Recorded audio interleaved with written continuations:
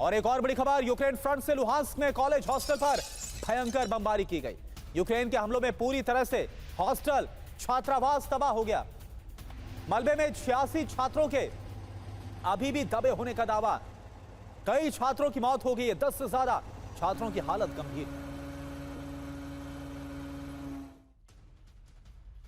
तो यूक्रेन का हमला, पुतिन की वार्निंग, पुतिन बदला लेंगे क्या? क्योंकि संकेत यह मिल रहा है, देखिए यूक्रेन को और ज्यादा विनाशक हमलों से रूस दहलाने वाला है। यह खबर आ रही है, डोनेट्स्क के रूसी कब्जे वाले इलाकों में ड्रोन स्ट्राइक की गई।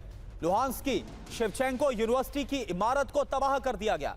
लुहांस्क में कॉलेज हॉस्टल पर भयंकर बमबारी की गई और इस हमले में 35 से ज्यादा लोगों की मौत हो गई है। मलबे में 86 छात्रों के दबे होने का दावा किया जा रहा है। रूस के रक्षा मंत्रालय के हवाले से यह खबर सामने आ रही है। और एक और बड़ी खबर, नाटो के एयर स्पेस में ड्रोन के घुसपैठ। नाटो देश लातविया में ड्रोन घुसपैठ के बाद धड़कम। ये देखिए, ड्रोन देखे जाने के बाद एक्शन में नाटो एयरक्राफ्ट। लातविया में 3 स्ट्रेटेजिक लोकेशंस पर ड्रोन नजर आए हैं। ड्रोन देखे जाने के बाद लातविया में रेल सेवा को रोक दिया गया।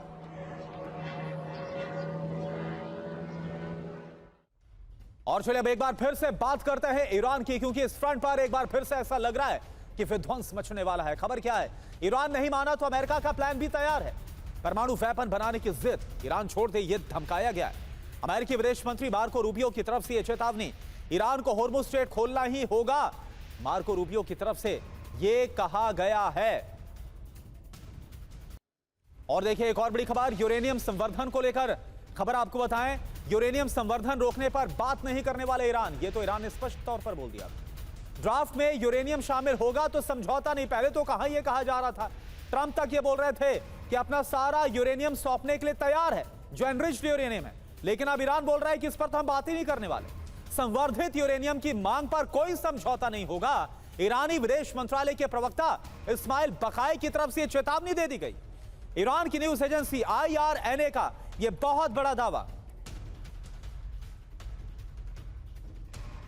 तो यूरेनियम की मांग हुई तो डील नहीं होने वाली। ड्राफ्ट में यूरेनियम शामिल होगा तो समझौता नहीं होने वाला, यह ईरान की तरफ से स्पष्ट और दो टूक कह दिया गया है। अमेरिका संवर्धित यूरेनियम की मांग करेगा तो फिर कोई समझौता नहीं, नो डील।